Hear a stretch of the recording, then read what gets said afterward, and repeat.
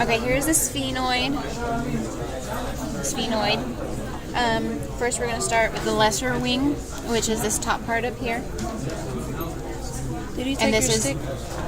He did take my stick. Let me go get a stick. 1 second.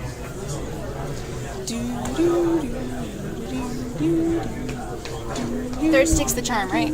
Okay, so here's your lesser wing, right up here. It's actually this part. Flies off like a little wing. You can kind of see it from here. Wing, wing. Okay, and then you have your anterior clinoid process on the end of each wing. So basically where the wing curves down. So follow the wing down. This is your anterior clinoid process. Remember, anterior clinoid, otherwise you get it wrong. And then you've got the greater wing, which is basically this part up here. See, it looks like a big old wing of a moth or something.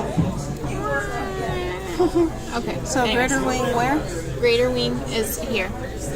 This part right here. Greater wing. Okay. Next, you have the body, which is body. And then you've got the chiasmatic groove, which on this one you can't really see. It's right in here. See your optic canal right there? It crosses over. So see on here, you can kind of see it better. Right there. This groovy part. This is where your the periphery of your optic nerve comes and crosses. So the periphery of this optic nerve crosses this way and goes this way. The periphery of this one crosses here and goes this way. So that goes with the optic nerve. So you can remember that the chiasmatic groove is by the optical canal, which is that hole right there. It's also this hole right here. Bam, bam, bam, bam. Okay, next, let me clarify the jugum real quick.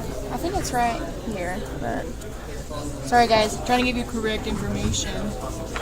All the pretty colors. Pretty colors. Yes, the jugum is this top part up here, right here. So between the lesser wings is your jugum. Next, on the body. So body is this whole center part. So jugum, chiasmatic groove. In netters, it's called pre-chiasmatic.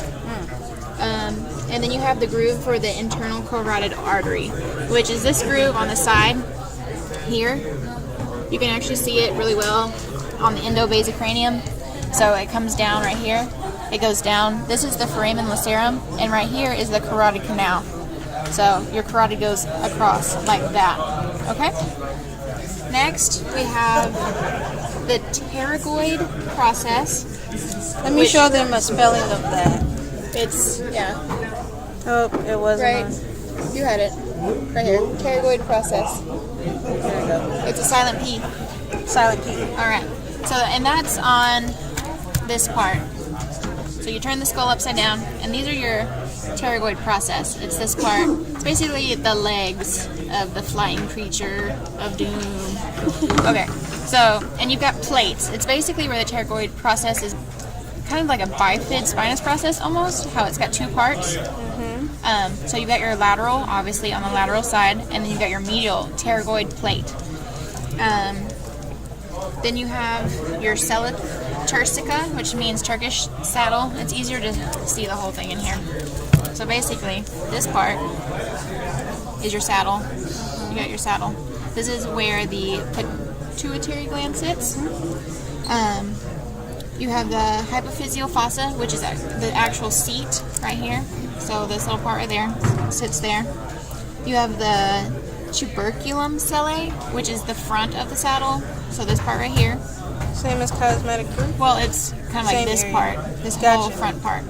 Then you also have the dorsum sellae, which dorsum means back. So remember, it's the back of the saddle. And then you have the posterior clinoid process. It's the dot, bing, bing, on each side. So remember, you have the anterior clinoid and the posterior clinoid. And then, again, you have your optic canal, or foramen. So right there, that's where your optic nerve comes through, or your cranial nerve 2. You have your superior orbital fissure here. So if you turn it, It's basically where the space between the lesser and the greater wing. You can't really. Sorry. It's easier to see on here. So this is your superior orbital fissure, where your cranial nerves 3, 4, 6, and then B1. So trigeminal branch 1, ophthalmic division. Next, you have your foramen rotundum, which is, sorry guys, foramen rotundum is up here. Up here. That would be up right there. There. Right there. Perfect circle. Yeah, it's under the superior orbital fissure. It's the perfect little circle. So it'll go optic canal, superior orbital fissure, and foramen rotundum. Rotundum. That was a quiz question. Yeah, and remember rotundum is where B2 comes through. B3 comes through ovale, which is foramen ovale right here. And then you have your foramen spinosum right there. It's a little bitty hole. But remember, ovale is an oval. Rotundum is the bigger of the two round circles. And it's right underneath the superior orbital fissure. Okay? Sphenoid.